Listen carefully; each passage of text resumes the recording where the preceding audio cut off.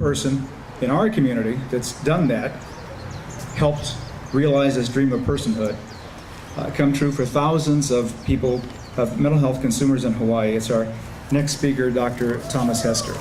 Dr. Hester's credentials are numerous. He's provided clinical and administrative leadership for psychiatric and addiction services at federal, state, and private sectors. He has served as the chief of the Adult Mental Health Division with the Department of Health since 2002, up to about 10 minutes ago. Is that right? And he is now going to be leaving Hawaii to return to the mainland. Would you please welcome Dr. Thomas Hester?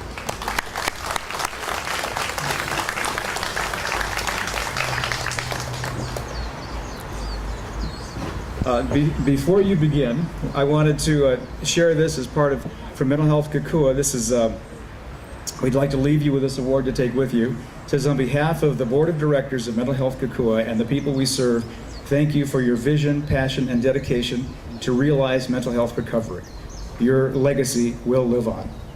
Thank you so much. Well, I want to thank Greg and Joanne and all the friends of people with mental illness that are here tonight. I'm going to keep my talk very brief.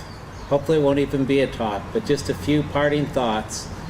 I'm obviously filled with a lot of mixed emotions.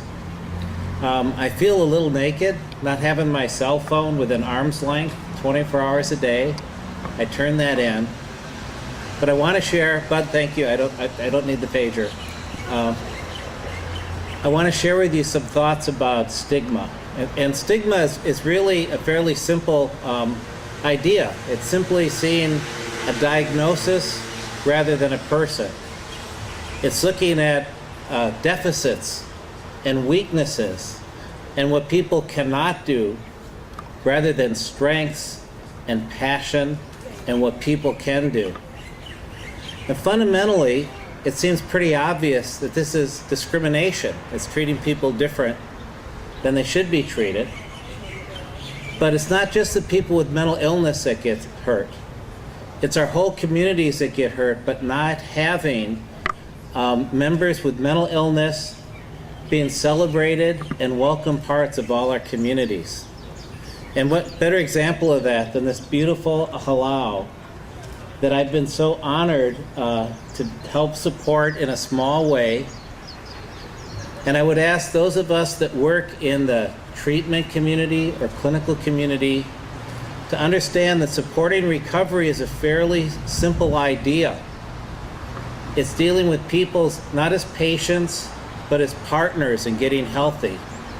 It's not thinking that clinicians have the magic wand or the magic elixir that can cure somebody, but that we're here to try to align and support and help people realize their dreams, connect with their families and friends and community like all of us need to do to lead a healthy and happy life. And perhaps the most challenging thing for me in my career in working with consumers is to understand that consumers can help us as providers or would-be helpers and to accept that help. And I know that my life has been so much richer, and I've been taught so much about consumers and the high level that they can help us all reach together. There's no doubt that in the past, many state institutions and others have done terrible things to people with mental illness. They've been locked away, shocked, over-medicated, stripped of their clothes and their dignity and their ability to participate in our communities. And if we're going to have a healthy system to support folks' recovery, we have to recognize that these things have happened in the past, and we have to reconcile in some way.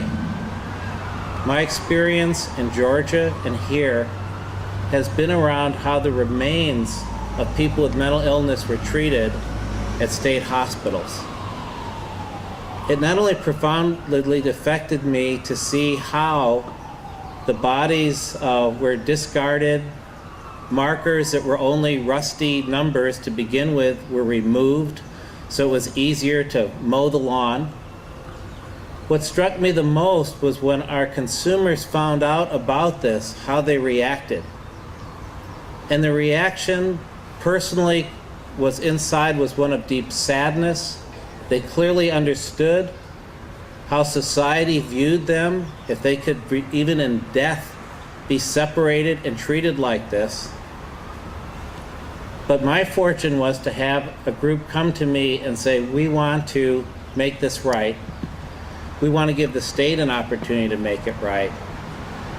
And it helped start a change in our whole system. And when I came to Hawaii, I had the same experience. And it's why I dedicate my life to supporting recovery and know that people with mental illness can and do get better.